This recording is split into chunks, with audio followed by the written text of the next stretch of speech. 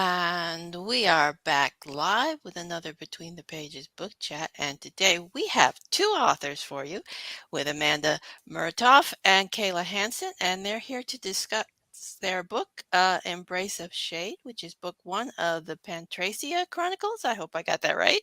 And I'm going to turn it over to them and let them introduce themselves. So, Amanda, you start first. Hi, I'm Amanda. I am one of the authors of the Pantracia Chronicles.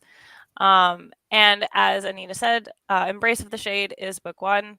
And Kayla and I actually started building this world about 20 years ago when we were 12 and 13 years old.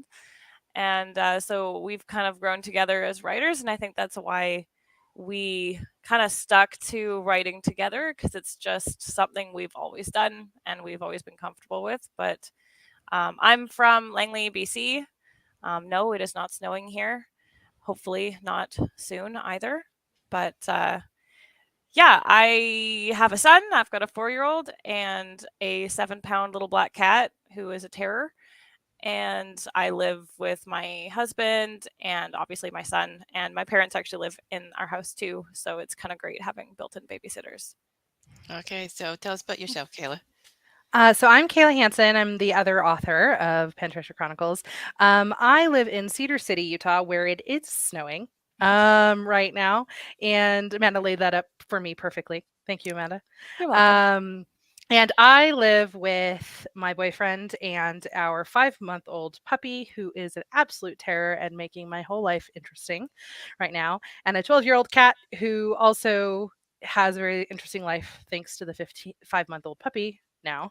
But that's it. I mean, it's just us in beautiful Cedar City, Utah. This is my hometown, and I just moved back here for the first time in 15 years. So it's been an interesting change. But like Amanda was saying, we've been writing together since we were 12, 13. I always wanted to be a writer when I was little. Like, I wanted to be an author. I think when I was a freshman in high school, that was like where I thought my career goals were going at the time. Wanted to be the youngest published author, and then the guy who wrote Aragon beat me. So unfortunately, after that, I had to wait. I waited a while, and Amanda and I finally published our first book when we were what, 33, 33, Well, 34. yeah. Well, it was 2019. I don't know how old I am. I'm 34 now, so So there yeah, you Okay. go. 32-ish, 30-ish, Yeah. 30s. Okay, so apparently Kayla has a grudge against Christopher Paolini, but I do, absolutely, 100%. so tell us a little bit about the book. What's it about? So, Embrace of the Shade is just where it starts. There's actually 10 books in the series right now, but Embrace is where we tell everybody to start just because certain aspects make more sense. But we actually explore different storylines throughout the whole series. But it starts with Ken and Anne-Marie, who are our primary characters in Embrace. They meet on accident because they're both trying to steal the same thing, but they don't realize they're after the same thing until it is too late and they've started to kind of fall for each other and realize that there's something more going on.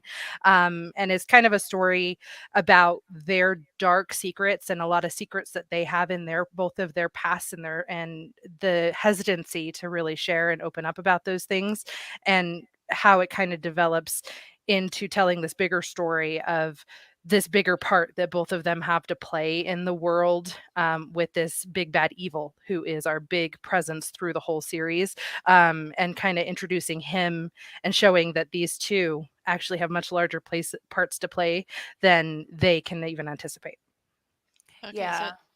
Embrace of the Shade really like sets the groundwork for the series. And, like any high fantasy, there's always going to be like a lot of like world building and stuff that needs to be established. And we only get into it like somewhat in the first book. It really expands substantially over the following like 9 books. And then we do have the last 3 books in the series that are going to be coming out in early 2023. okay, so tell us a little bit about the main characters. What are they like? Well, Amory, I first wrote about Amory, I believe, when I was 16. And she was the epitome of everything I wanted to be. She was strong and independent and powerful. But she was also super emotional. I mean, I was a teenager. It's bound to happen. She has evolved quite a bit since I first wrote about her. But she's got this big black horse and she doesn't take any crap from anybody. And it can be her downfall though, because she also has a hard time asking for help and she has a hard time opening up and being honest with people, both about her strengths and her weaknesses. So, in the book, we kind of see like her arc and how her behavior both helps her, but also like sabotages her. And, it's kind of continues through the series as a whole. And we don't necessarily see like a huge resolution to that until like books 11, 12, 13. So, and I'll jump in with Kin about Kin. It's actually natural that Amanda and I separate the characters this way because we're very unique in the way that we write as co-authors. That we each develop our own characters and then essentially kind of control and determine the main actions of those characters. So, Anne-Marie is Amanda's, and Kin is mine. And Kin, I actually probably wrote about Kin first when I want to say I was like 13. And it didn't introduce him to Amanda in the Pantracia world that we were creating until we were about 16. But he is, to me, a little bit of my dark side. Amanda can attest to this. I have a dark side. I'm the G.R. Martin that would She kill tries to everybody kill if I could. everybody. So Ken has a little bit of my dark side in him, and that was my intention behind in creating him, is also just this way that these choices we make as young people can affect us longer than we intend or even imagine. And that's Ken's background story. He made a mistake when he was 17, committed to serving this particular person, and thinking that he needed something that this person was giving him and committed to it. And then when he's in our stories in his late 20s, he's still dealing with this decision and still having to deal with the shadows that come with that. And then it's meeting Anne-Marie that kind of enables him to start realizing there's more, like there could be more. I made this mistake.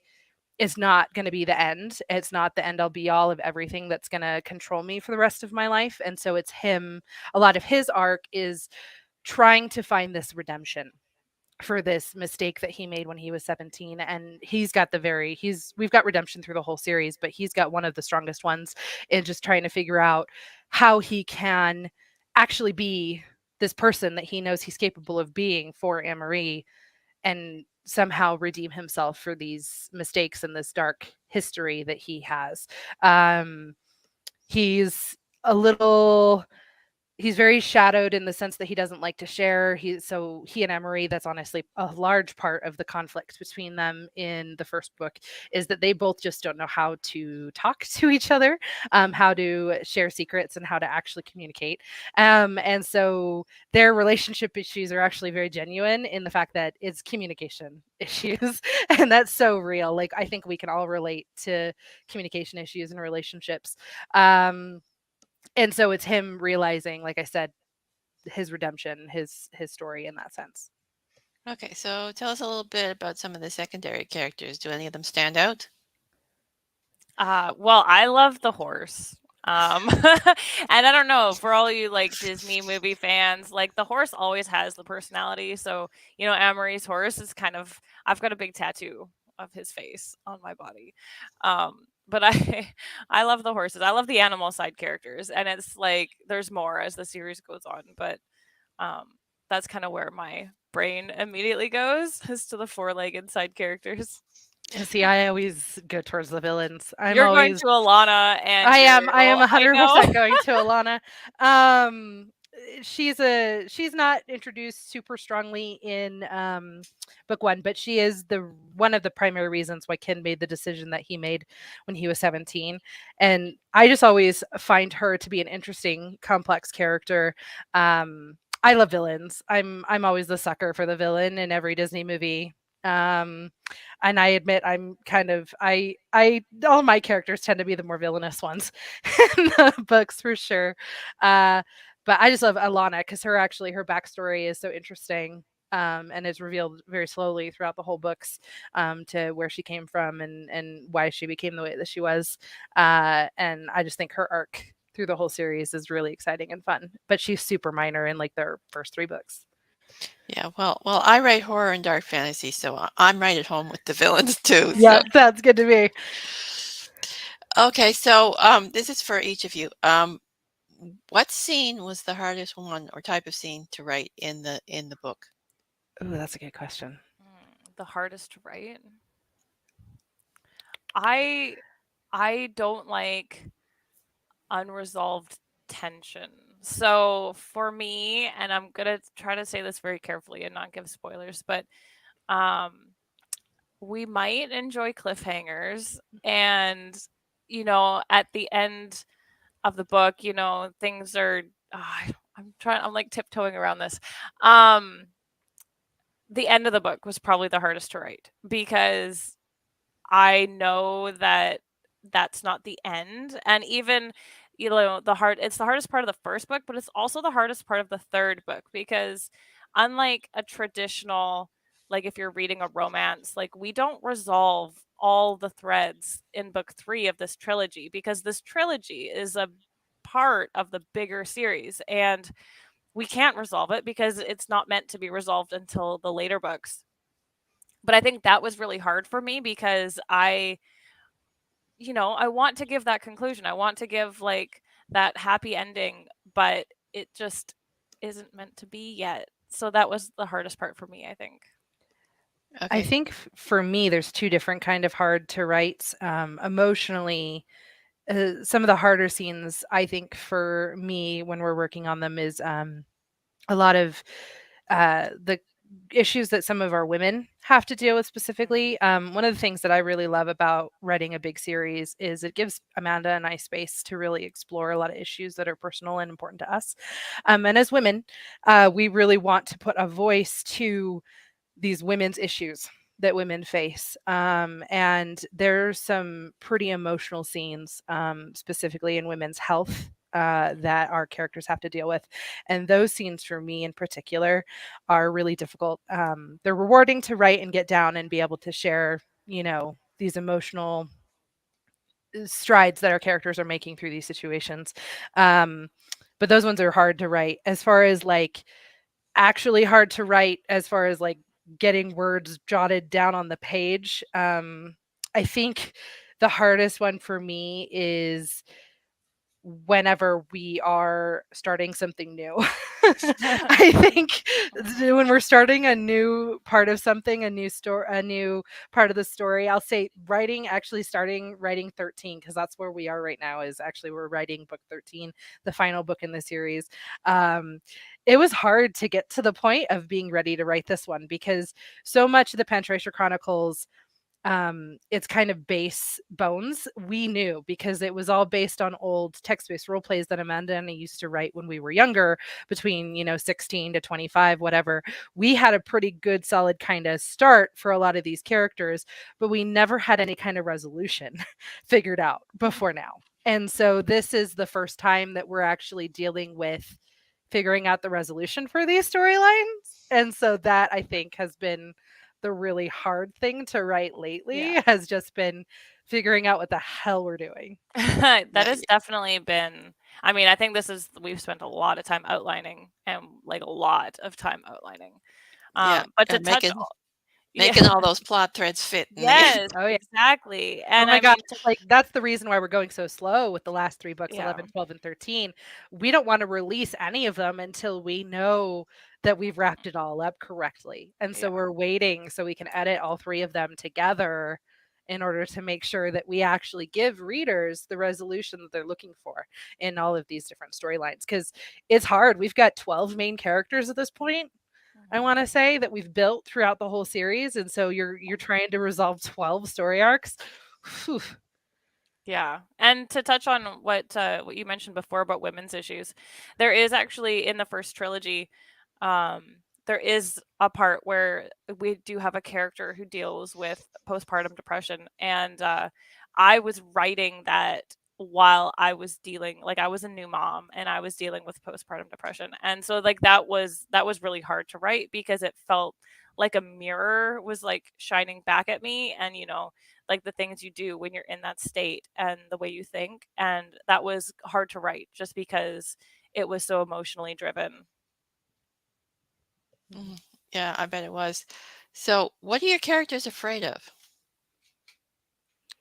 Well, Anne Marie, she loses everybody in her life. So she's afraid of getting attached to somebody and then either hurting them herself unintentionally or causing their demise because she's lost a lot of people, but she's lost a lot of people because of who and what she is.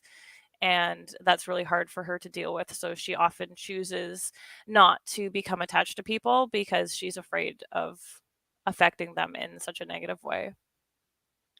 I think in his is a little harder to place exactly what he's afraid of just because he's got plenty to be afraid of. Thinking about specifically this deal that he made when he was 17 and this person that he serves, he's obviously very afraid of that person, which is what's kept him going. But I think as the story progresses, his fears shift because he realizes that his fear to that person is not as bad as this potential of losing Anne-Marie, which he sees as his hope. And I think it's losing that hope that I think drives him, um, and wanting to just she becomes the focus, the entire center of his universe, in order to try to keep her as safe as possible. But then also, I think he's afraid of making another decision that's going to haunt him for a long time. Okay, so the both of you are obviously co-writing romance. Are there any other genres you'd like to try in future? Dark um fantasy for me. I definitely want to do dark fantasy. I want to try doing like an urban paranormal romance. I think we would be very good at writing urban paranormal romance. Yeah, we've discussed that actually, that we think that our next project after this would probably be an urban fantasy. I am really interested in urban fantasy too. I have a couple ideas running into my head for some urban fantasy. Urban fantasy sci-fi is like a weird hybrid amalgamation of my other story concept that I have. Um, I also admit I have a post-apocalyptic that I want to write at some point. I want to do a retelling of Macbeth. I'm a huge Shakespeare fan, huge, and I shouldn't even say Macbeth, Scottish play. I want to do a retelling of the Scottish play that I want to write post-apocalyptic at some point. That sounds interesting. Mhm. Okay, so I think we'll wrap it up here, and I'll let you tell everyone where they can find you and your books. Well, you can find us on our website, pantracia.com, Pantracia, pantracia.com. And from there, you can find our socials, our Facebook, Instagram, TikTok. We do the same naming convention. I am a Muratoff _ author on my socials, and Kayla is K Hansen _ author on hers. You can find our books on Amazon, but if you want signed copies, you can always contact us directly, and we're always happy to hook you up.